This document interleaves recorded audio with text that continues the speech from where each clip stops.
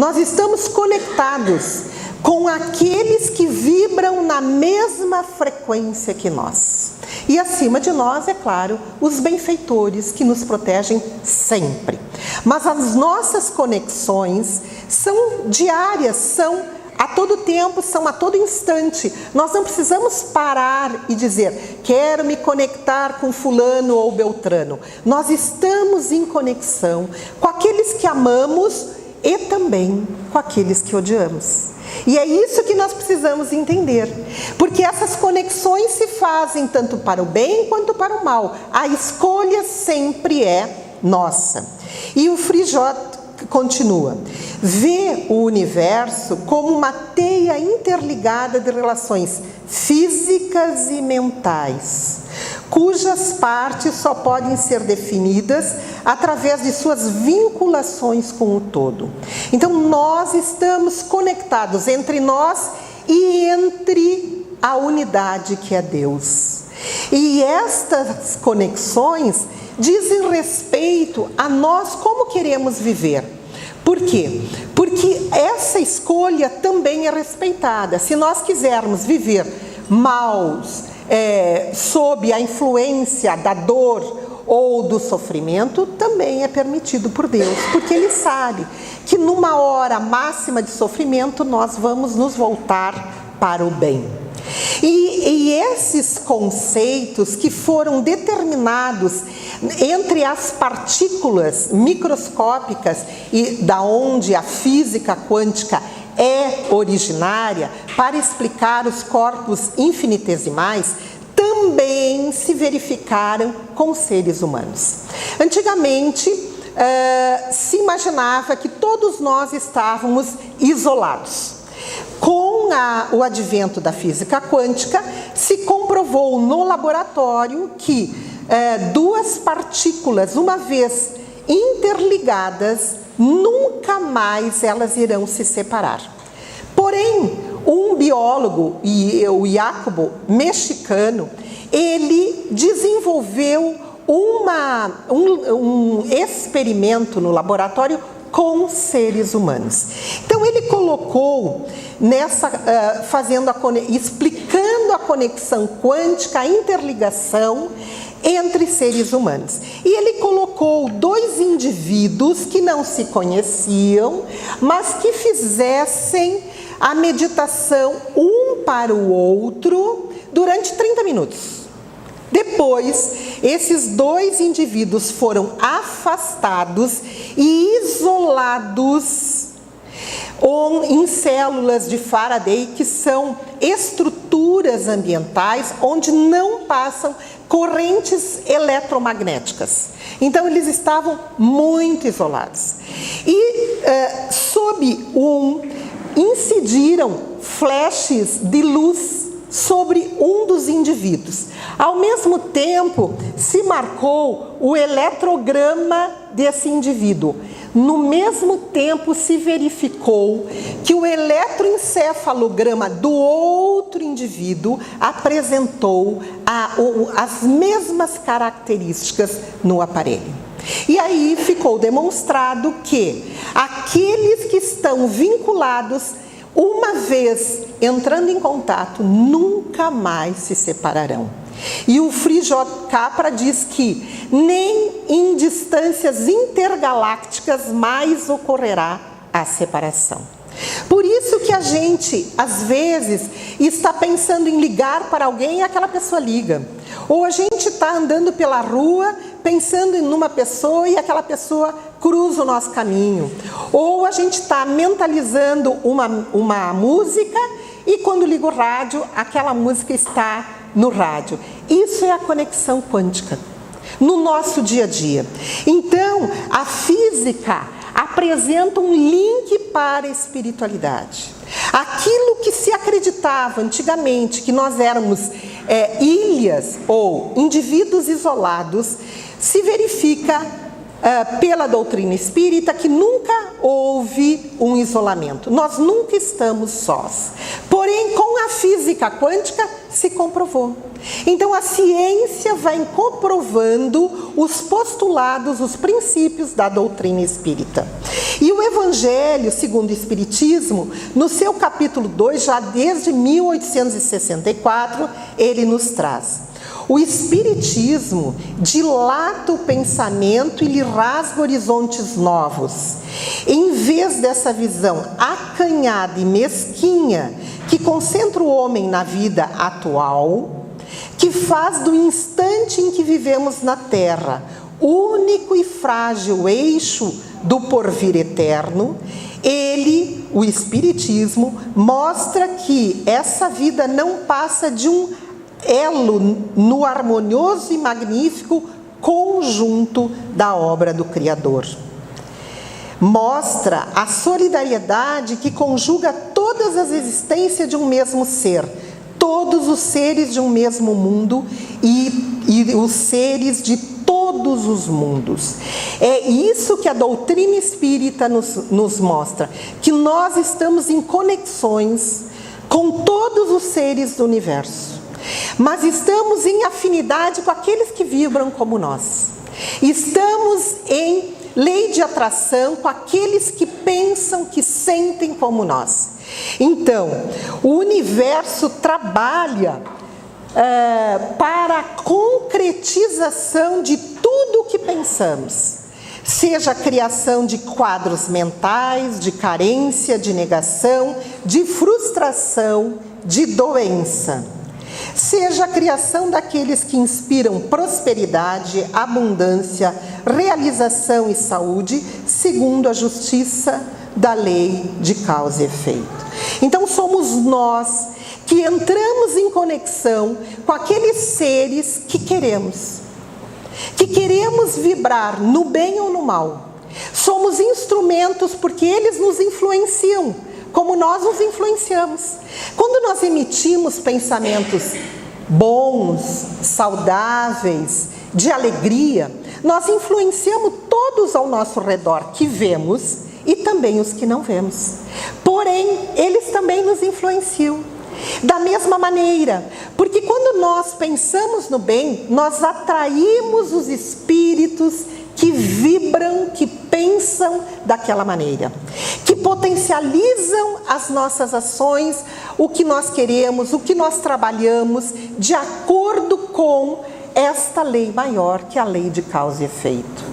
Que nós somos merecedores ou não, mas como não sabemos, assim devemos vibrar no bem. Porém, nós também, ao vibrarmos com pensamentos ruins, com pensamentos de sofrimento, de dor, de raiva, de violência, de ódio, de ciúme, de ambição, nós iremos atrair aqueles espíritos encarnados ou desencarnados que têm a mesma vibração e que potencializarão aquilo que pensamos.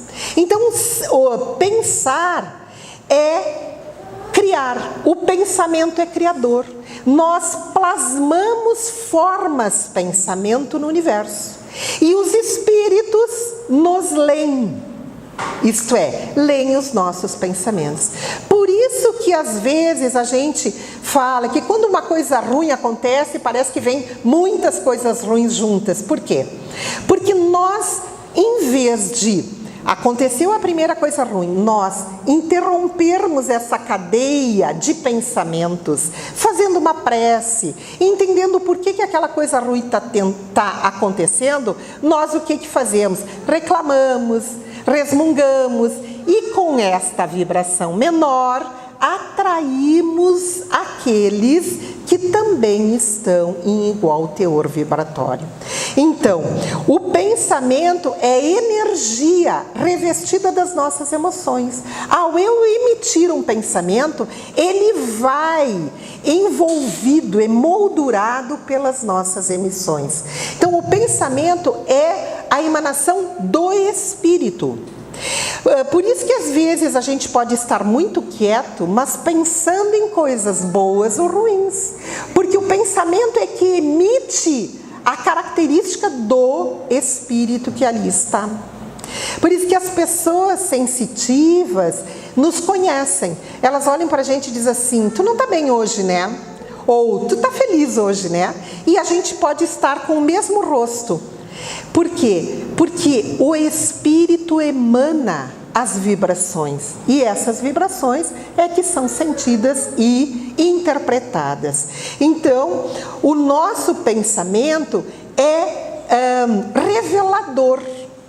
E o nosso pensamento, ele nasce do nosso sentimento.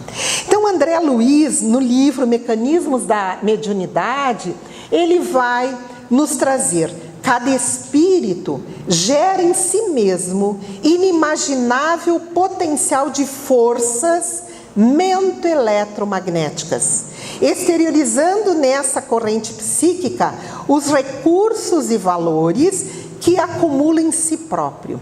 Isto é, nós emitimos aquilo que temos. Por isso que Jesus dizia, né? A boca fala do que está cheio o coração.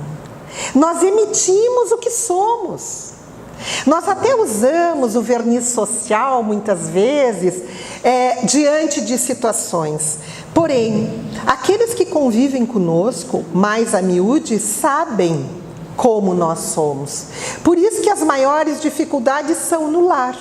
Porque no lar nós nos revelamos e nós emitimos essas forças mento-eletromagnéticas, os pensamentos que geramos no nosso interior, nas nossas mentes. Então somos sim aquilo que sentimos, porque o que sentimos, pensamos e exteriorizamos. Somos aquilo que produzimos através das nossas emoções. Por isso que é muito importante nós nos conhecermos. Se nós estamos produzindo emoções que vão nos causar alegrias ou tristezas, se nós estamos buscando emoções que nos causam alegrias temporárias ou alegrias perenes, nós somos isso aqui, o reflexo da nossa casa mental. Nós refletimos aquilo que passa todo dia por nós. Então, aqueles que visualizamos televisão o dia inteiro, vendo só as agruras ou as amarguras do ser humano, vamos emitir só esse tipo de emissões. Se somos outros que buscamos programas saudáveis, literaturas saudáveis, vamos emitir através da nossa casa mental coisas boas. Isso chama-se o poder do pensamento. Quem nunca viu ou ouviu falar do Segredo, aquele livro que se tornou um best-seller e que depois veio através de pequenas filmagens ratificar isso, que aquilo que nós pensamos, que nós buscamos, que nós trabalhamos para ter, nós conseguimos. Então, o poder dos pensamentos já era conhecido do Egito Antigo, da era de Hermes Trismegisto. Então, nós vamos ver que é muito antiga esse conhecimento de que o que nós pensamos, nós podemos conseguir através do esforço. Leon Denis, no livro O Problema do Ser, do Destino e da Dor, revela que a vontade é uma das potências da alma. Então nós temos que sentir, pensar, ter essa vontade de fazer e agir, porque só na vontade também não dá para ficar. Então nós temos que trabalhar por aquilo que queremos. E isto não é novidade, porque o nosso Mestre Jesus já nos ensinou, muito antes da doutrina espírita, que vem ratificar os seus ensinamentos. Quando ele diz: ajuda-te a ti mesmo e o céu te ajudará. Pedi e se vos dará.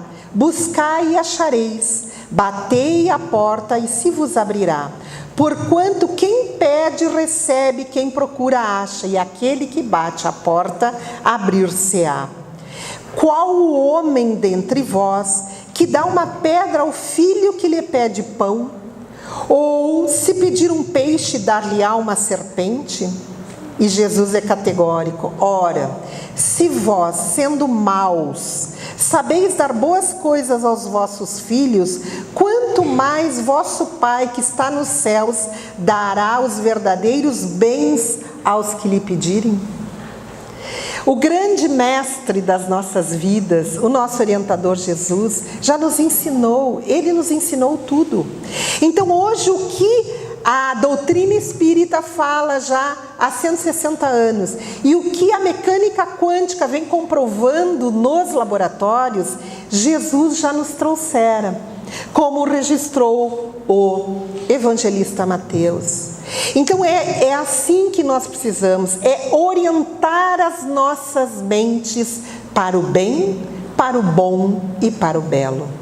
Às vezes atravessamos situações difíceis, às vezes atravessamos momentos de inquietude, de tristeza, de sofrimento.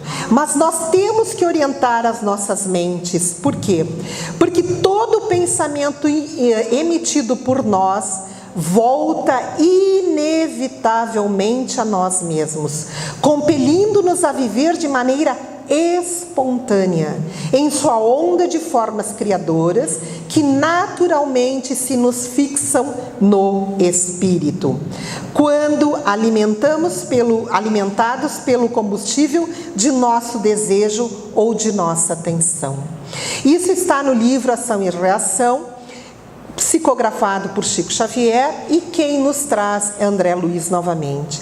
Então ele diz que todos nós temos responsabilidade por aquilo que nos acontece. De acordo com aquilo que nós pensamos, de acordo com o que nós emitimos, tudo retorna para nós. E isto é muito alimentado pelo nosso desejo e pela nossa vontade. Então é importante que nós tenhamos isso em mente, que tudo aquilo que a gente quer, a gente pode conseguir, de acordo com a melhor opção para nós. Quando nós falamos peça e receba, nós às vezes agimos como crianças. Eu quero e meu pai que me dê, ou minha mãe que me dê. Só que pai e mãe responsável dá para o filho apenas aquilo que lhe fará bem. E assim se procede para nós, que perante Deus, que perante os benfeitores, ainda somos crianças espirituais, ainda somos birrentos, ainda somos teimosos, queremos o que queremos. Mas se trabalharmos por aquilo que realmente nos fará bem, que está compatível com a nossa evolução, nós teremos. Então, como é possível esta comunicação com o universo? Como nós podemos orientar as nossas mentes para entrarmos em sintonia com os benfeitores amigos? Nós precisamos entender que não é o cérebro físico que emite, ele só é um retransmissor da emissão que o espírito, que nós como seres imortais somos. Então as emoções são nossas, não são da parte física, são da parte psíquica, emocional ou espiritual. Só que a ciência já comprova essa ligação, então fica mais fácil ainda, porque a psiconeuroimunologia, que é uma ciência já desde 1975, nas grandes universidades, ela já vem nos explicar que os nossos sistemas imunológico, os nossos sistemas endocrinológicos e nervosos são interligados. E ela nos diz, o que se descobriu foi que na membrana de cada um dos linfócitos que defendem o corpo de bactérias, vírus, fungos, parasitas, câncer e de todas as enfermidades, existe um ponto concreto de recepção dos neuropeptídeos. Aqui nós abrimos um parênteses para explicar o que são neuropeptídeos. São substâncias químicas que são liberadas pelo cérebro de acordo com as nossas emoções. E estas emoções é que vão determinar se essas membranas que defendem o nosso organismo estarão ativas ou inativas. Por exemplo, se eu não tenho mais vontade de viver, eu simplesmente libero na corrente circulatória estímulos de neuropeptídeos de mortes celulares. Porque as nossas células são as organelas menores inteligentes do nosso organismo. Então, as células, elas aceitam o comando, elas são inteligentes, mas elas não discutem o comando. Se eu não quero mais viver, eu posso desenvolver doenças que me levarão a morrer. Elas não discutem o comando. O comando quem dá é o espírito, através do cérebro, que libera os neuropeptídeos na corrente circulatória. Por isso é muito comum a gente saber que pessoas que tiveram perdas familiares, mortes familiares, em seguida desenvolvem cânceres, desenvolvem infartos, desenvolvem doenças imunodepressivas e assim sucessivamente. Por quê? Porque dão o comando celular que não tem mais vontade de viver. Porém, o contrário também é verdadeiro. Se nós temos vontade de viver, apesar das dificuldades, apesar dos problemas, nós damos os comandos para as nossas células de vida a agir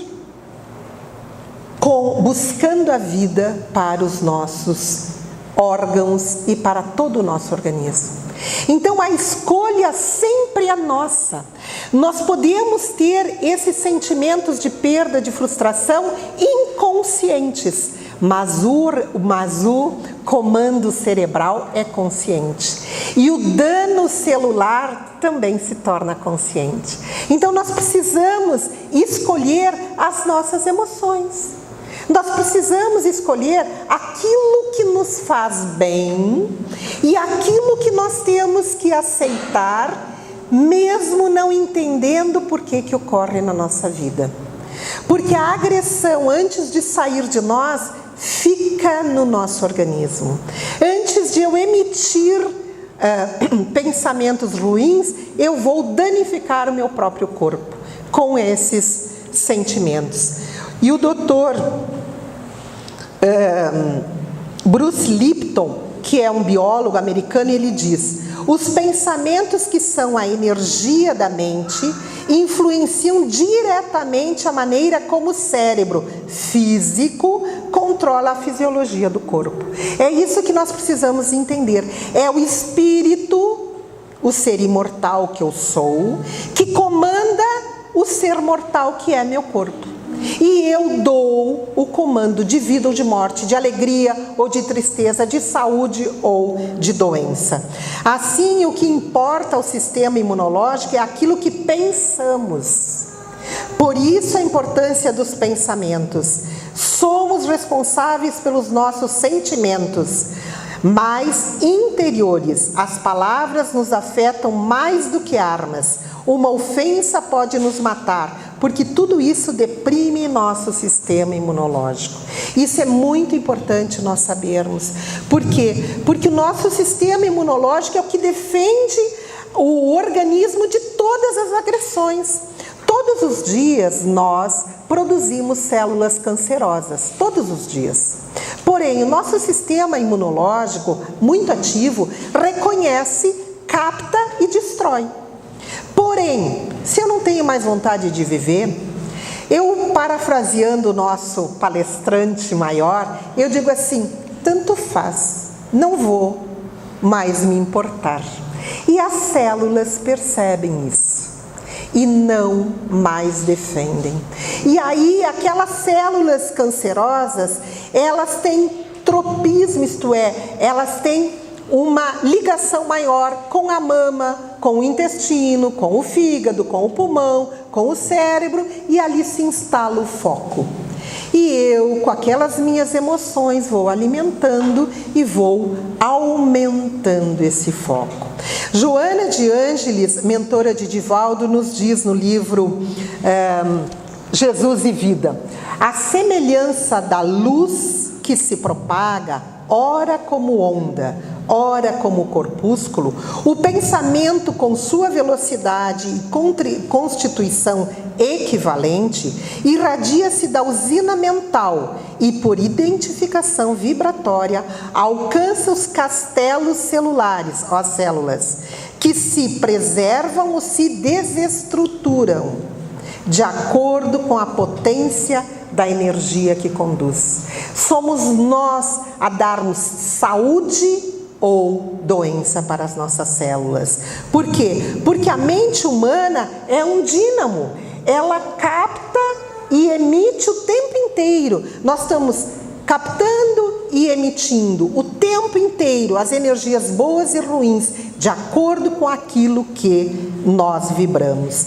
No livro Pensamento e Vida, Emmanuel dita através da psicografia de Chico Xavier, e ele nos diz: estamos invariavelmente atraindo ou repelindo recursos mentais que se agregam aos nossos, fortificando-os para o bem ou para o mal, segundo a direção que nós mesmos escolhemos. Em qualquer providência, em qualquer ocasião, somos sempre as somas de muitos. Expressamos milhares de criaturas e milhares de criaturas nos expressam. Por quê? Porque nós captamos os pensamentos daqueles que conosco convivem na mesma vibração e emitimos, influenciamos eles também. Então, aqueles indivíduos que pensam assim: não posso, não sei, não quero ter uma velhice solitária, não consigo imaginar que ainda vou encontrar um grande amor, não vai ser fácil arranjar um trabalho que vale a pena, já colocou o não diante do universo. Já está barrando toda a possibilidade de auxílio de receber do universo. Então nós temos que fazer o que Jesus nos orientou: a vigilância dos nossos pensamentos. Se vem um pensamento ruim, nós temos que interromper. Jesus nos exortou a pensar bem quando ele disse: o homem tira boas coisas do bom tesouro do seu coração, e o homem mau, do mau tesouro, tira coisas más. Então nós não precisamos nem agir contra alguém ou falar de alguém. Se nós pensarmos mal, nós estamos danificando as nossas estruturas celulares. Então o homem é um universo dentro de um universo. Nós temos uma responsabilidade pelos nossos pensamentos, pelos nossos sentimentos, pela condução da nossa vida.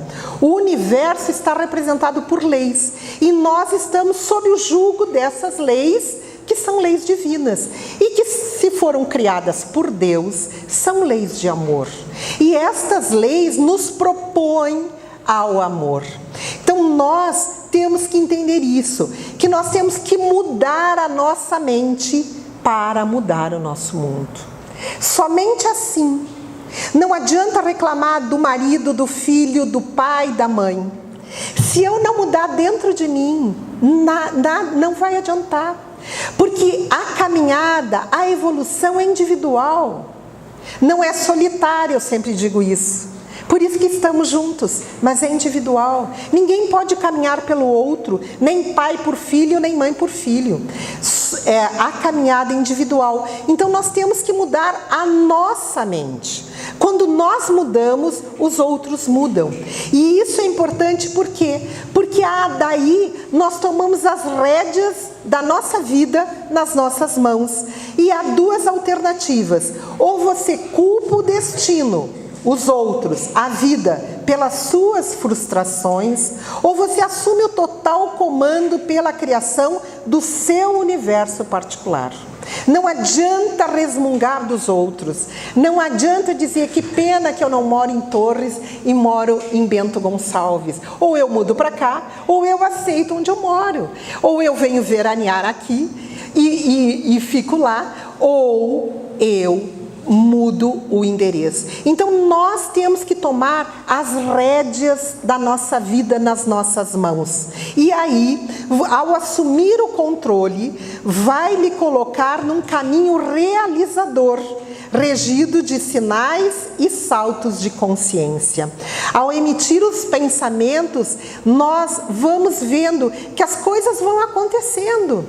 E é tão incrível isso, que se a gente para saborear a vida, nós vamos ver que no momento que eu decido ser feliz, as coisas felizes acontecem comigo.